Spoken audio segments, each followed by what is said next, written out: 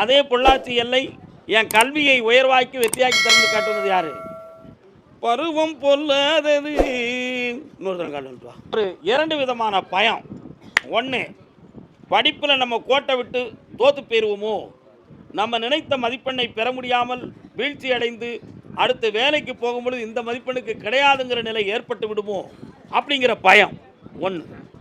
நட்பு சம்பந்தமாக ஒரு சிலர்கிட்ட பேசி நம்ம உள்ளம் தடுமாறி குடும்பத்துக்கு பொருத்தமில்லாத பிரச்சனை நம்மளை வந்து சேர்ந்துருமோ அப்படிங்கிற ஒரு பயத்தில் பேசணும்னு ஆசை தூண்டுது. பேசாமல் கிடந்து அடங்கி வச்சுக்கிட்டு ஒதுங்கி ஒதுங்கி போய்கிட்டு இருக்கேன். உண்மையா? கால் வந்துட்டுவான். இன்னொருத்தன் கால் வந்துட்டுவான். மனசு அங்கே போகல. எல்லா சப்ஜெக்ட்லேயும் பாஸ் ஆகிடுவேன்.